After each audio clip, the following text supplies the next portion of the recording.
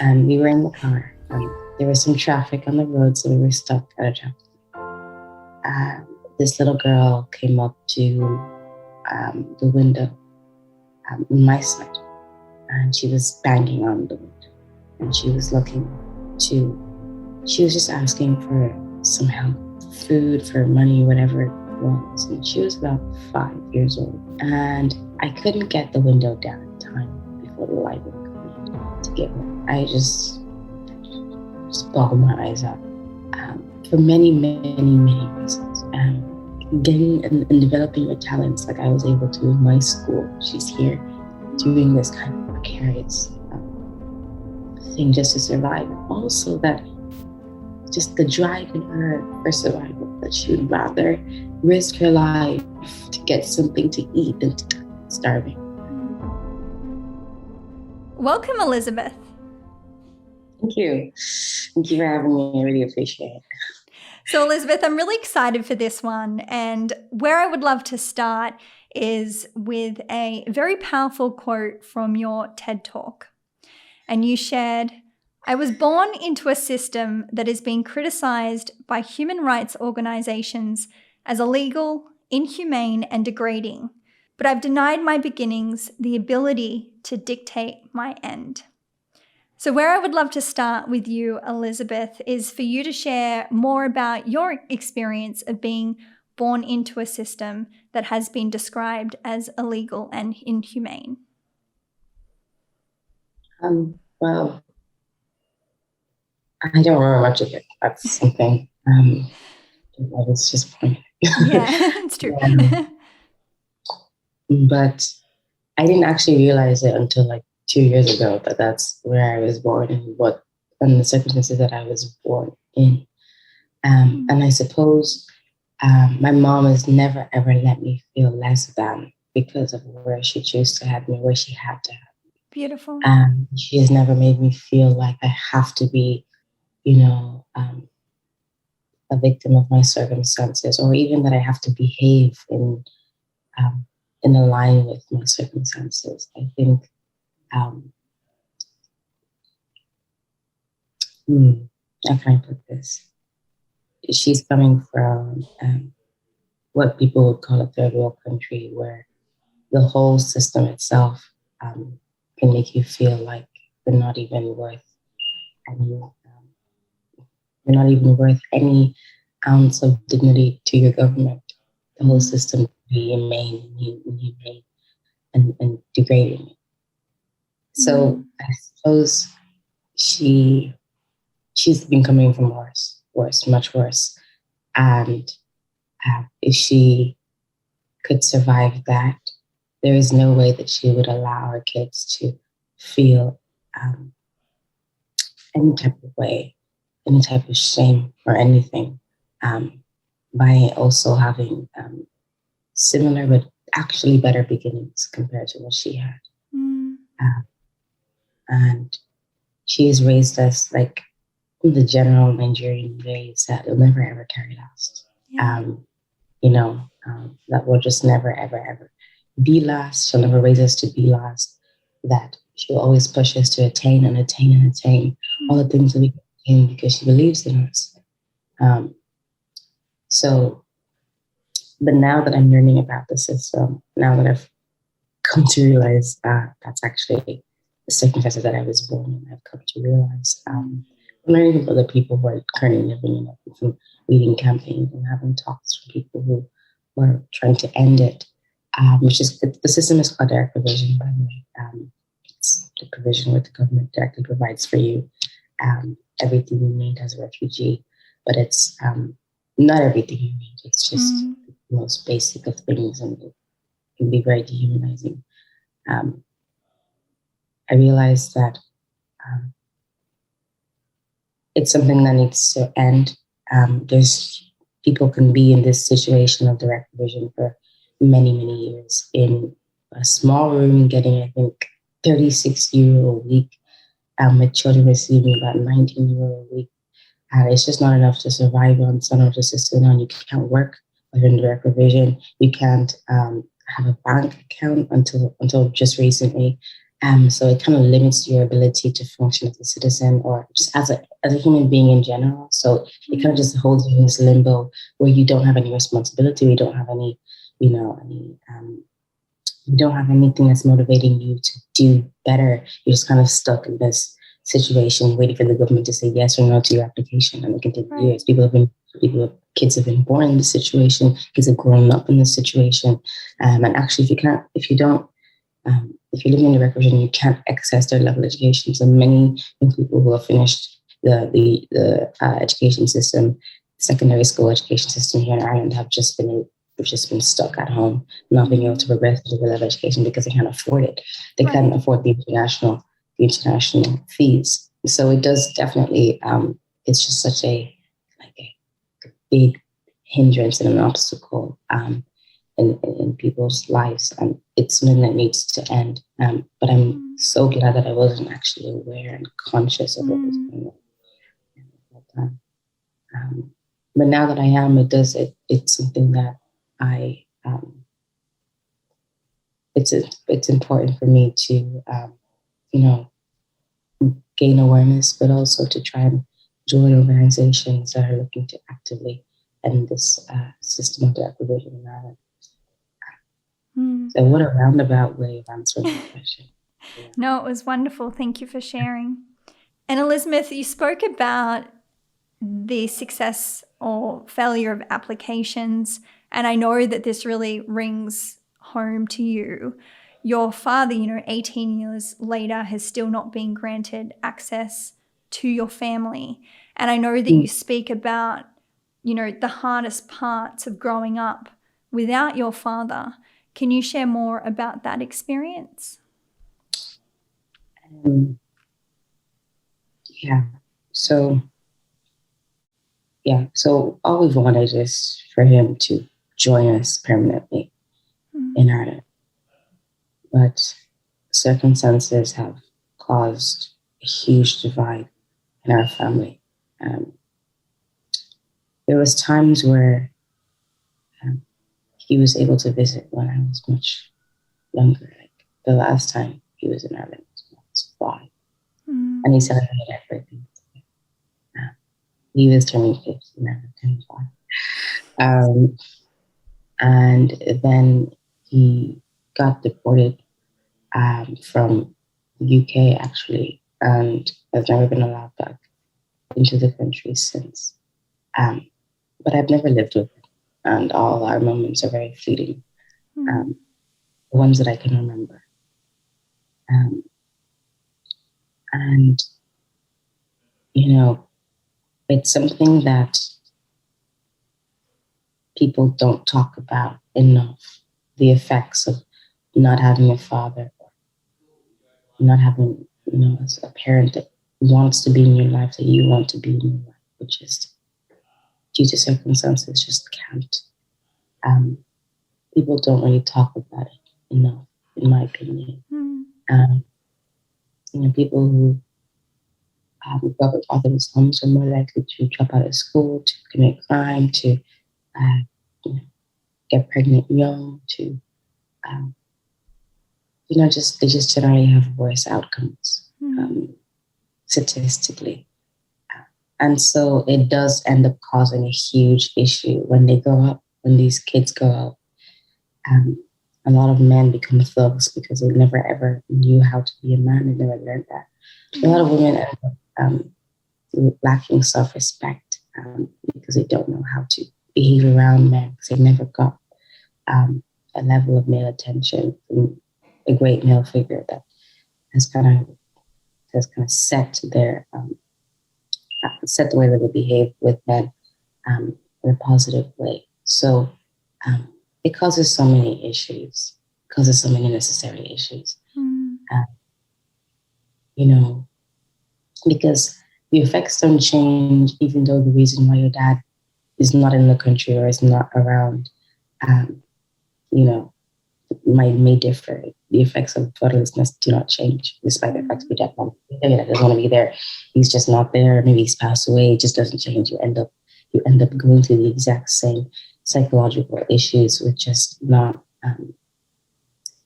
just not knowing how to be a man or not knowing how to be around men. And, that sometimes reveals itself in many different ways when you grow up. For me, I was just, I'm only 18 years old, so I can't really say much. I haven't grown too much. But I struggle a lot with just, self-worth and just not knowing how to deal with men and what is the correct way to do that. Then thank God I became a Christian when I was 14 years old. So that sort of changed everything for me, because I made God, as we always call him, the Heavenly Father, into my Father. So he began to fill roles in my life that I'd been left empty for a very long time. And he has definitely helped me so much in overcoming a lot of the effects of just being a fatherless girl, because he really has begun to guide me and lead me in all of my endeavors. As I grow, as I'm going to finish university in the next 2 years, and just the day-to-day things that happen that I can't talk to my father about. For many reasons I can talk to God about. I know that he listens to me, and he does come in at the right moments, at the right time. And he's always there to talk to, like a real father. But it definitely doesn't mean that the place of my biological father is completely removed, because he's in the picture. He's calling me all the time. He wants to speak to me. He's so involved in my life. He's always asking me where I'm going, who I'm with. Though he's never ever met them, and he doesn't know exactly where he's always praying for me. Always praying for me, for my success, just for great things to happen, for my prosperity. He's always praying for me. And we're currently doing a visa application for him at the moment. We're putting everything that we have into this one. My sister is getting married in September, and that'll be the first wedding in our family. We want so badly for him to come and be there for that, to walk her down the aisle, to, I suppose, like, if there's any event that I can make up for all the time lost, it would probably be this one. It would probably be, seeing her and all that she's become in the years that he's not been there, seeing her get married, and seeing the woman that she has become. It could be the perfect moment. So we're really, really hoping and praying we get a good outcome, because we haven't heard back from the embassy since the 28th of February. So it's been some time, and we're just praying and we're hoping that we get some good news, that this can be the end of many years of separation. Yeah. Oh, can you hear me? I'm sorry about that. I just realized that I was speaking. Thank you for sharing that.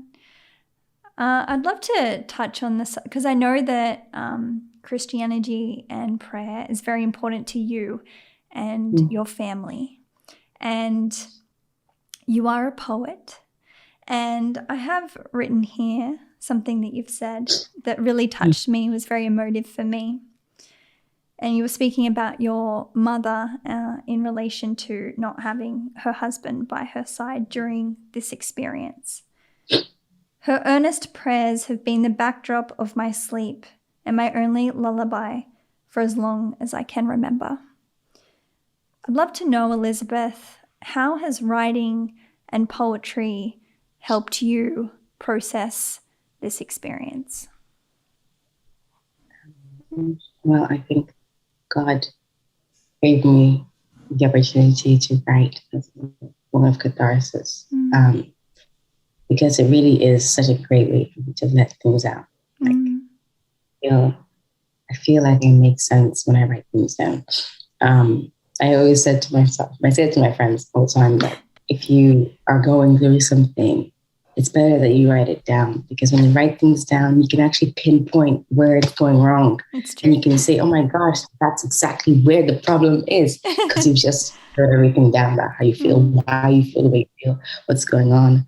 And then you can really pinpoint it to pray about it. And that's what I love about journaling. It's like I have my last 2 years of my life is in 8 journals. Wow. Just my whole college journey, just starting it, is in journals. And honestly, that's literally the only thing that just kept me going, is writing down how I feel and then giving that to God and really just connecting with Him and writing Him letters and writing myself letters for new me. And when I read this back in a couple of years, I want to give it to my kids or whatever. It's just so, so important to me. Writing poetry started when I was about 13. I used to read a lot of books. I read a lot of books. There was nothing I would do more than read books. And every single moment I got in class, I would read. And so my English teacher actually made us write a short story for one of our assignments.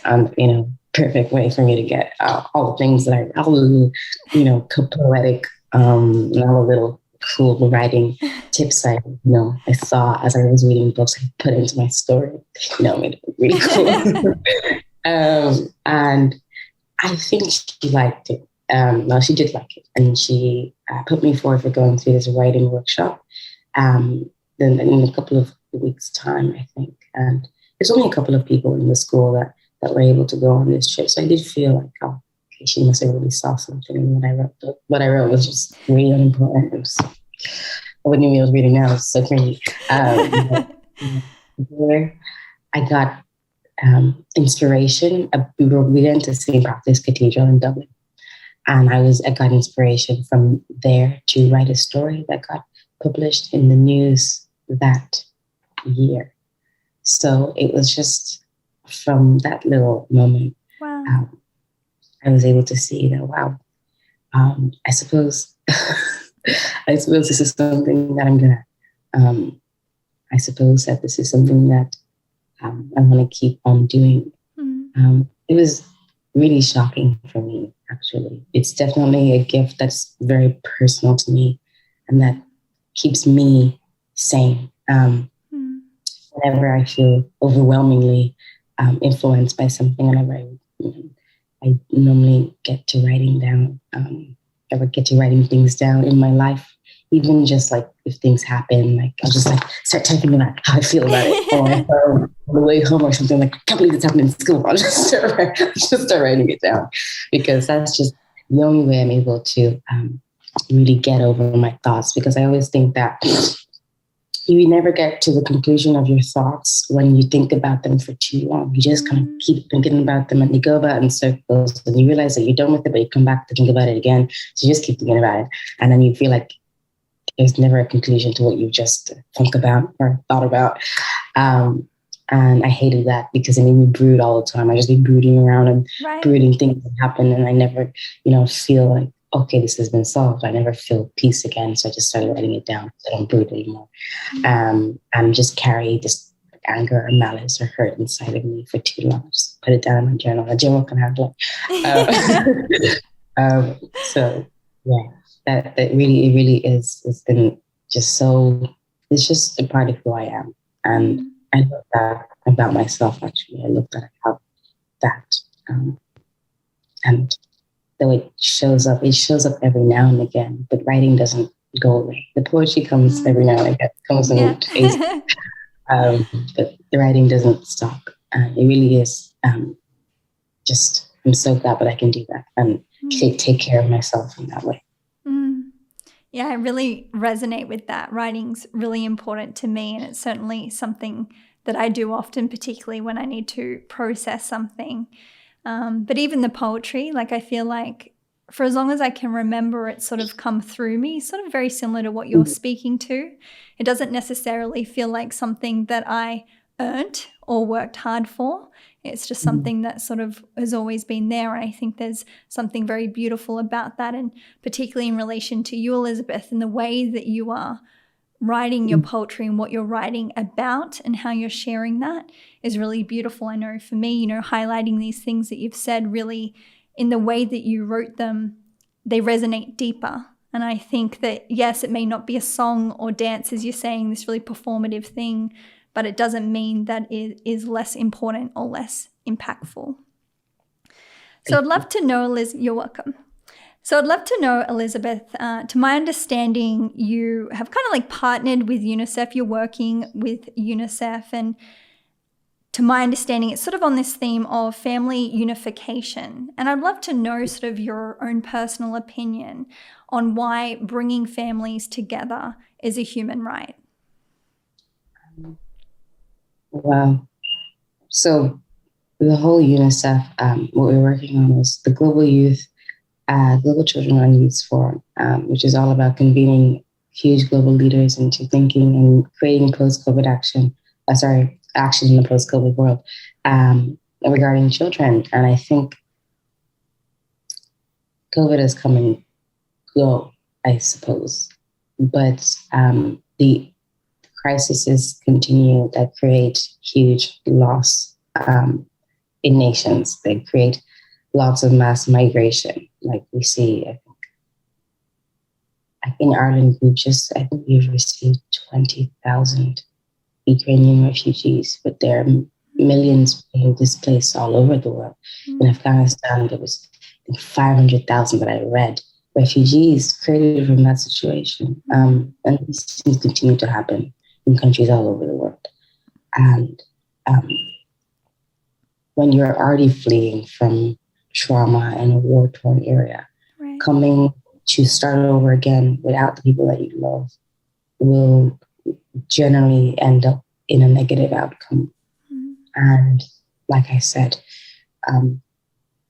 children who don't grow up with their families, who don't growing up without families that love them, that care for them, that want to be in their lives, they don't have the proper influence and guidance of a mom or a dad. They have worse outcomes generally in life. So this is not something that people have to. These statistics don't define you. If you are a fatherless or motherless child, it doesn't define you, but it definitely does. It holds so much weight when you look at outcomes that people realized. When you look at the foundations in life. But the governments will call. They'll say that the youth, they are thugs, that they are prostitutes, that they'll doubt their worth in society and the ability to be well-rounded individuals and functioning adults. And they'll doubt all of that when these children grow up. And that is the problem that I continue to see. That I particularly, though Black America is not war-torn, but it is full of trauma from generations. And there is, I think, I heard 74% of all children in Black America are growing up without a father or without one parent. Wow. And these negative outcomes are being realized all the time. There's even a trope that, your daddy's not around, your daddy's gone to get milk. There's like different tropes that have come up because of the regularity and the frequency of these kinds of issues happening. And, dropping out of school, the school to prison pipeline where kids drop out of school and then go straight to prison, and just issues like that that end up becoming a problem in society, that end up causing a lot of community degradation instead of community development. And so it'll end up becoming a wider issue for every nation who's accepting immigrants out of the kindness of their heart or out of the kindness of their policies or whatever, to allow these people in but not give them family reunification. It would just end up worse for the society in general. So if you really want to do a good deed by allowing these migrants to come in, finish it by giving them, allowing them to come in with their families, because that's really the way that you can even a little bit secure a good integration into their new society, is with family, and it's with that support that they give them. So that's really, and I think family reunification is a human right because it says it in the UNCRC that children deserve to be with families that love them, and they need to be with, they shouldn't be separated from their families unless it causes them harm. Um, but in the situations like this, the families are what can build each other up when they've just been broken down by war and have had to flee and all of these things. Family is what is carrying them. And I know how much my family grounds me. I know how much I learn from all of my siblings. I know how much I can go to them in different situations, and how we have just become very tight-knit because of issues, because of trauma, because of struggles.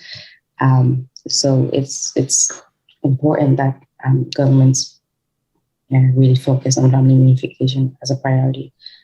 As when they're accepting large amounts of refugees into the nation, because it's better for them and it's better for you in the long run as well. And in 2018, to my understanding, you were just 14 years old, which doesn't feel that long ago. You and your family became homeless. I'd love to know, Elizabeth, how much do you think your mother having to be a single parent played into you and your family becoming homeless?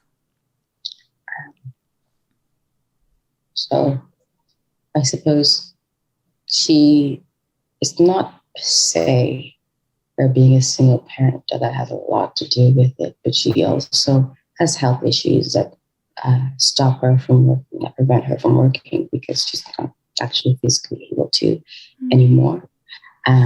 So just having to rely on the government for sustenance, for things like that, makes it very easy for you to be shifted when a landlord wants to sell the house, when you have to move somewhere else,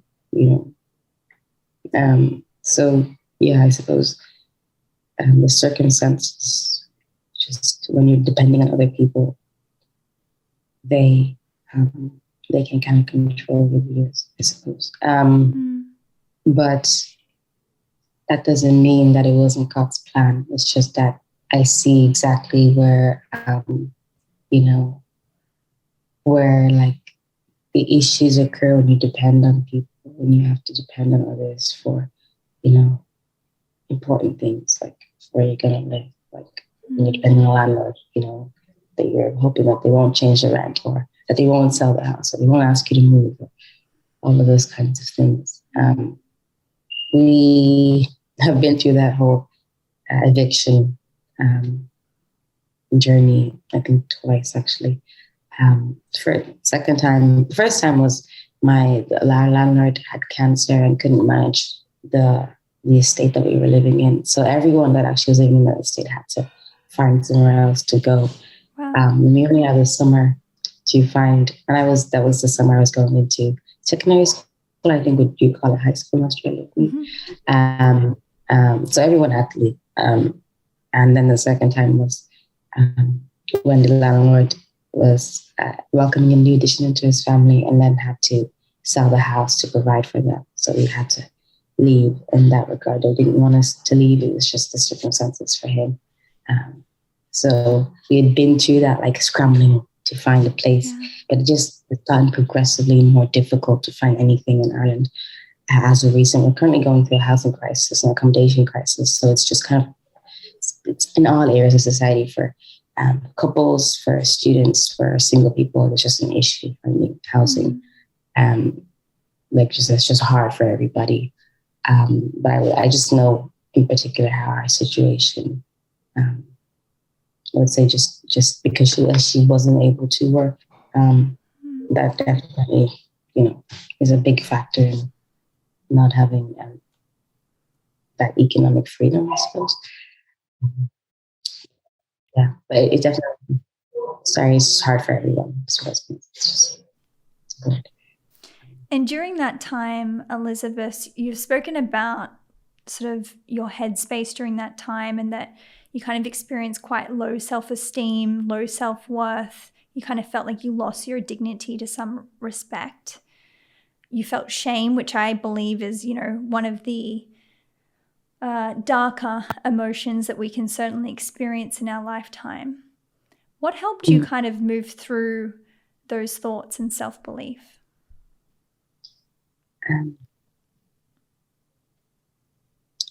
I would say two things. My family and my relationship with God. I didn't write much at all during that time. I actually just kind of stopped because I feel like writing at that time just wasn't on my mind. Just wasn't on my mind to do. So I just had my family to depend on, and we were all like the sick. We were all living in one room, so they were always there. We didn't do much, but they were always there for me to speak with, and I had people who were going through the exact same situation as me, right? So, and I'm the youngest of five of us, so the Jackson Five. So, they were always looking after me. They were always asking me how I felt, asking me how school was. And we also kept the wraps on it. So we just didn't let people know. We just let our church family know. They were very supportive of our needs and stuff like that. We just didn't let anybody know. So there wasn't too much outside influence that caused any shame or any, but it was just being there that was the issue. But I thank God because I went to a lot of camps, like church camps while we were homeless, just to escape from the area. And, you know, I was able to just, I guess, find the space to connect with God and ask him a couple of questions, ask him, you know, what his plans for my life were, ask him what this meant for me without, you know, feeling like somebody was listening, you know, over my shoulder, or just having enough time to talk with him. So just being able to, you know, escape, you know, where we were staying, and just speak with God and having my family around really helped me to overcome. There's also so lots of children in the B&B area staying, and they were such joys. They really brightened up my entire experience, and I just became like a friend to them, and they were so sweet and so loving. There was particularly a family of 5 little girls that that I really, you know, found an affinity towards, and they just became my silver lining in the whole situation. And I believe I became theirs. We would sit and we would chat, and sometimes I would take them to church, but I'd have to like alternate every sibling every week because there's so many of them. And yeah, it just felt like I had a purpose in that place, was to try and alleviate or make the situation seem manageable to these girls. They were also, they didn't have their father with them either for some time. So I just felt so much empathy towards them. And I really felt that God is saying that there's so much you can do in this space, even though you feel like you're trapped. Wow. There's so much that you can do for other people. And though it didn't feel like it was obvious or like I just planned to do this, it just felt like I should. You know, it felt like this is natural, this is normal, and this is what I should be doing with my time here. And I think about it now, but God just put them there to save me from myself, most likely, and to kind of open my eyes to seeing that how like it can be bad for you as a teenager, but how much worse can it be for children to be in this system. So he just made me see that there's so much that I can do everywhere that I am to help other people. And it's just need to say that it's not like a loud thing. It's just very natural most of the time. It's just they're there and you are here and you like kids. So you should try and reach out to them, just talk to them. And that's how you build relationships. That's how you bond with people.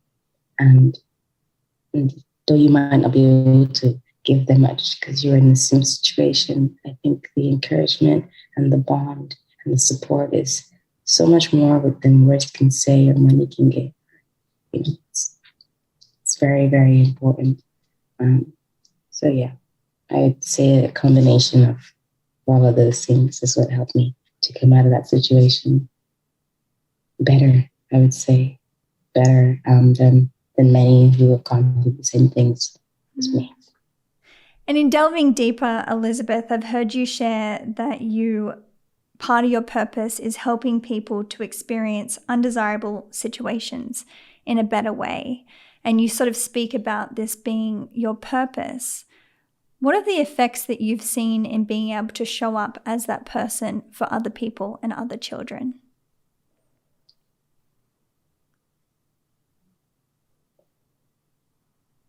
I think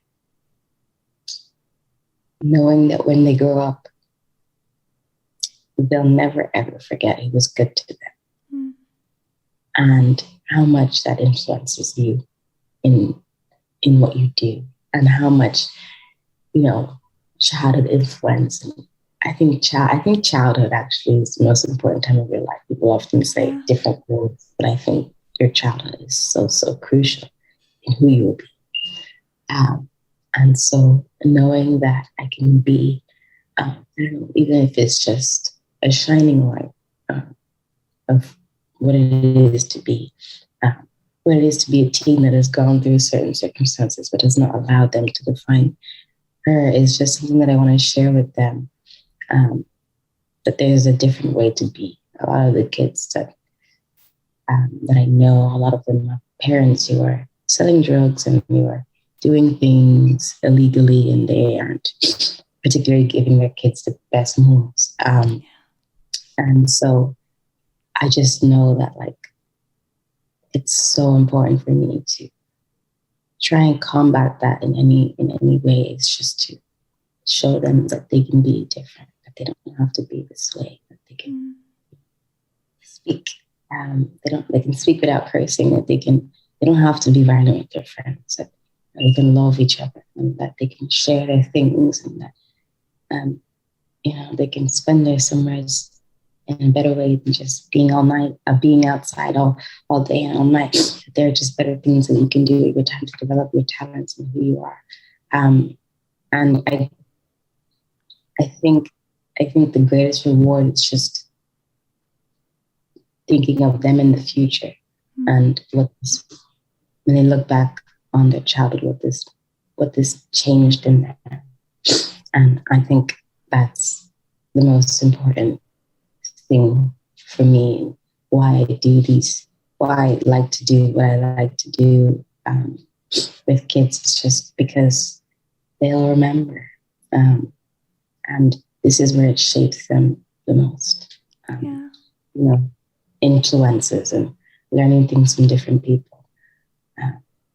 And they're the future. They're the future. Right. Even more than I'm the future, they're the future. And it's just so, so important for me to make sure that children are doing okay. There's so many. I'm describing this issue. It's just important for me that they have good influences in their life, that they are being taught the right things, that they know how to love people correctly, because they're the future. And I just want to look out for them and make sure that, nothing is destroying them at all. Nothing is destroying them before they even started. And there's only so much I can do. I just want to, make sure that, especially with children, that I try and show them that there's so much that they can be. That is not bad, and that is not destructive, and that is not violent. So yeah, it's just knowing that in the future that they'll always remember who was good to them and what was good in them and what was good that was taught to them. I know, so just thinking about 14 years old. It's such an odd, like 14 years old is like a thing in my mind where I'm like, oh, Yeah. 14. It really wasn't that long ago, but I'm just thankful that I'm not 14 anymore. But Yeah. I it's think a lot just, of us are. no, it's just that whenever I see anyone who is 14, I just want to give them advice Yeah. because of 14 was like, Give them a hug. It's okay. it's just that age. It I just, is. it's just such an age. Having someone to guide you and Mm. guiding other people. That's just great for me. I think that's just guiding people in the areas of life that I've been in, that I've grown up and out of. I think that's actually the most important part. Is just giving people advice that works, and not and helping them not to make mistakes that they don't have to make, or cry tears that they Right. don't have to cry, or worry they don't have to worry about.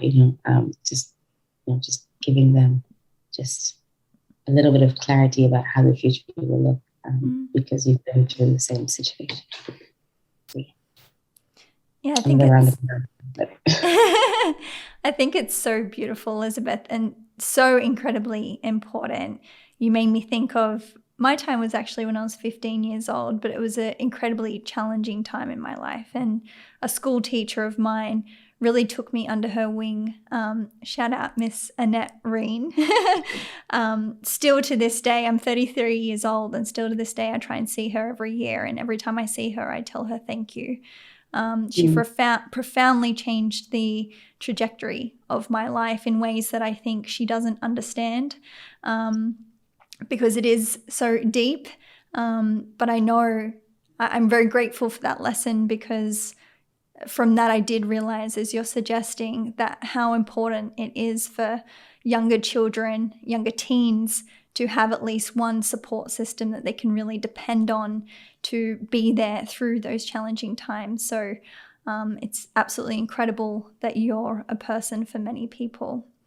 And I'd love to know, Elizabeth, I want to talk to you about gratitude, because when you were homeless, you sort of spoke about there were times where you kind of had to study on the ground, and the ground wasn't necessarily clean, and there might be kind of like mice or cockroaches and things kind of going around. And now to this day, as you've shared, you're in university and you're studying, and the simple things of just having a clean table to study on, is something that you're aware of and that you appreciate. Can you share more about that lesson of gratitude? So I would say that experience has definitely changed my outlook on things, because things have never been as worse.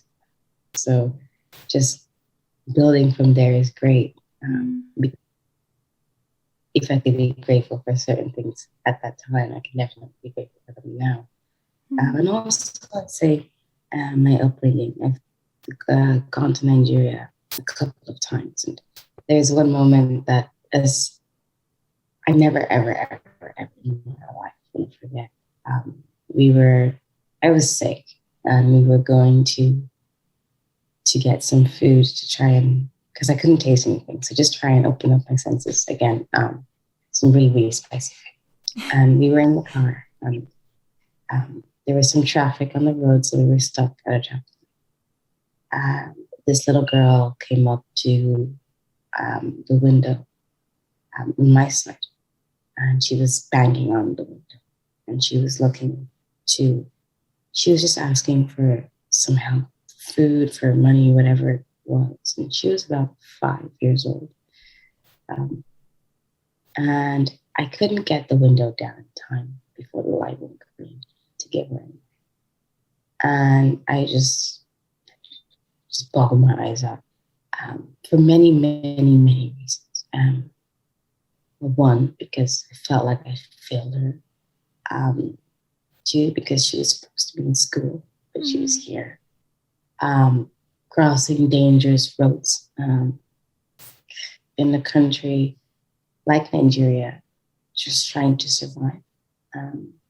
Just the idea that, instead of having a good education, getting and developing your talents like I was able to in my school. She's here doing this kind of precarious thing just to survive. And also that just the drive in her for survival, that she would rather risk her life to get something to eat than to die starving. And I just said to myself, I never in my life won't forget her face, how she looked, how tired her eyes looked, how it just felt like the world had failed her.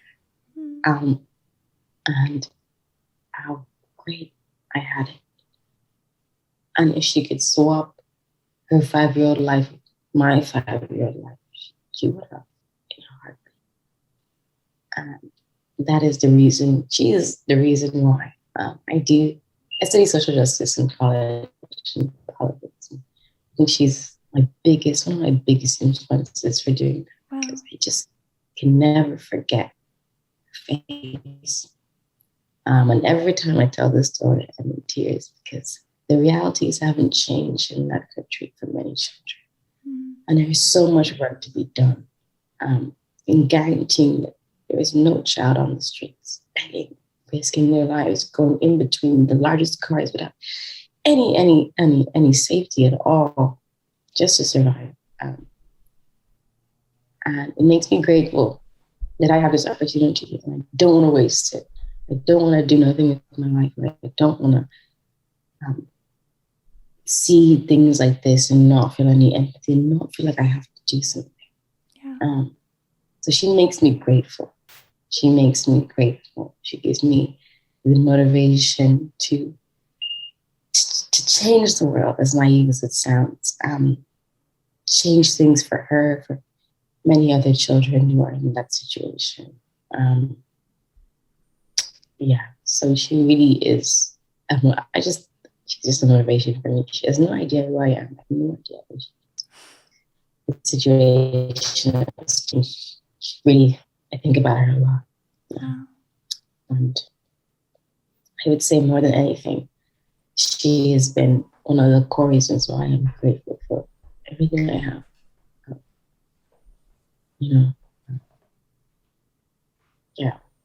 This was such an encounter. I just can't never forget. So yeah.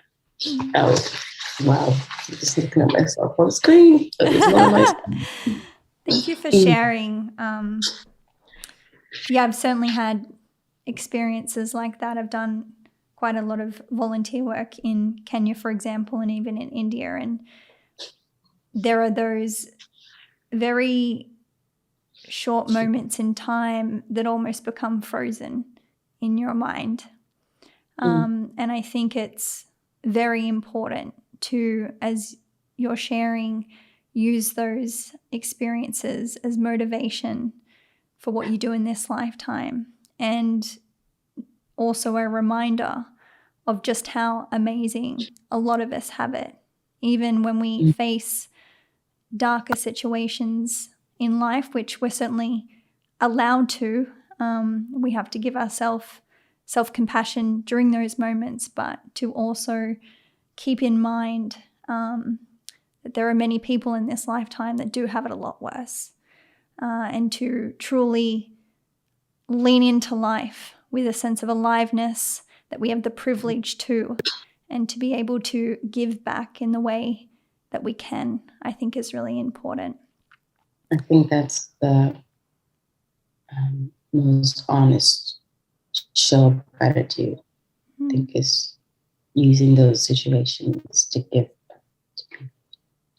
It means you are really thankful and that you won't misuse what you've been given. Yeah. Doing those things.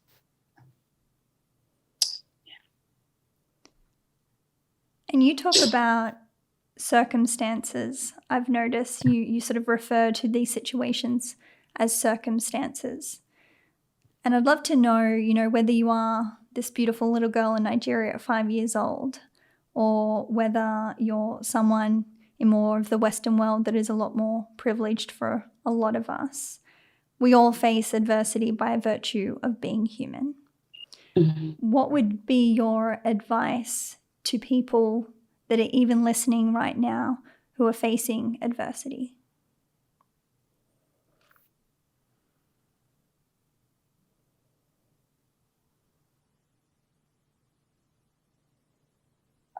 The only thing in my mind to say is that you should trust God. This adversity in my life has brought about some of the biggest blessings. And it's taken some time to realize that they were blessings. It's taken some time for them to be blessings, but they have become blessings. And I thank God now for the adversity. And sometimes I feel like I didn't even deserve the adversity because of how big the blessings have been. Wow. I think of my TED Talk that came about through, it really came about through being homeless. It's like a bunch of things have happened because of homelessness, but it's just led into that TED Talk.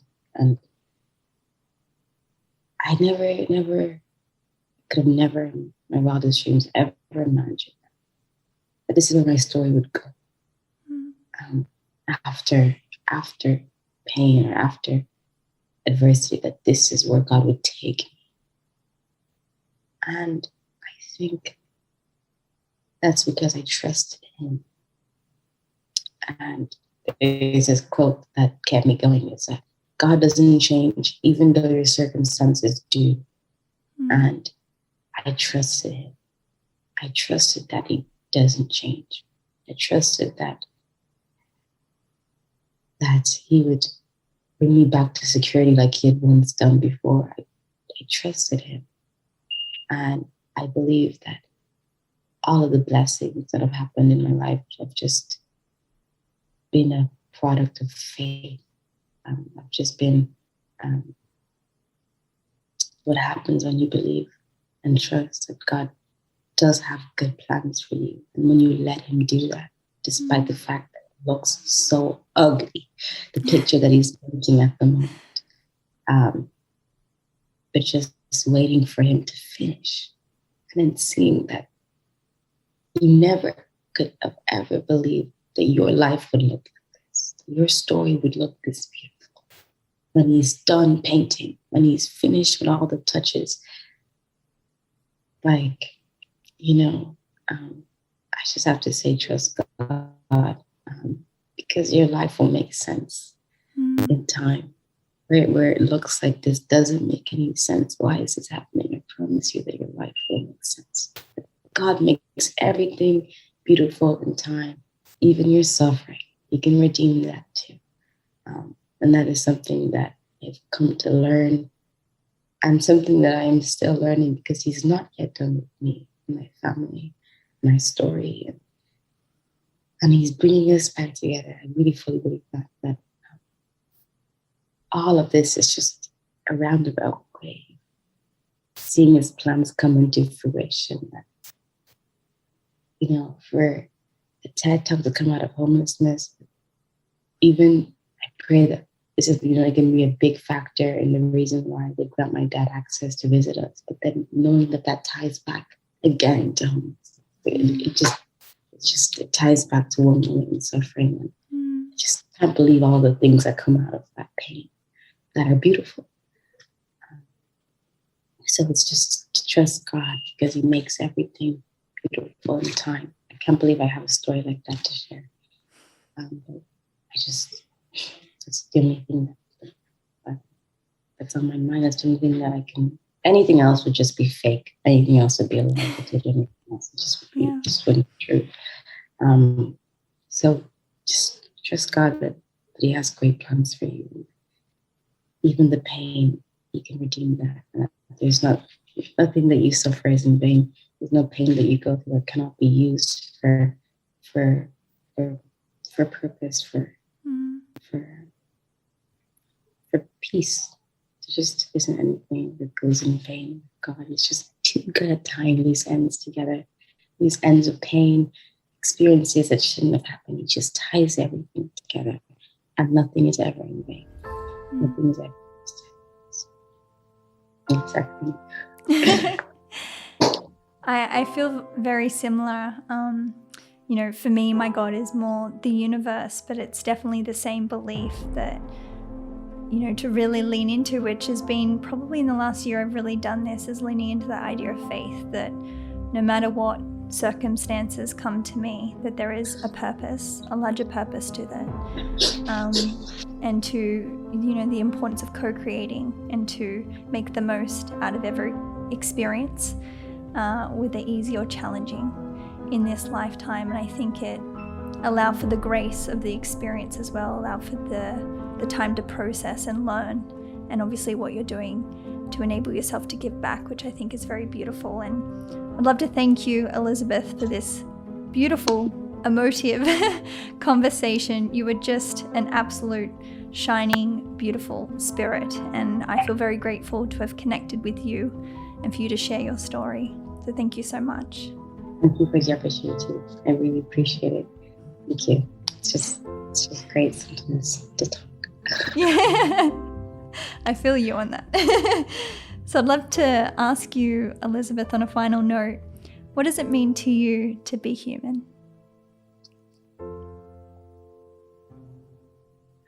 It means to love God, love your neighbor, and love others.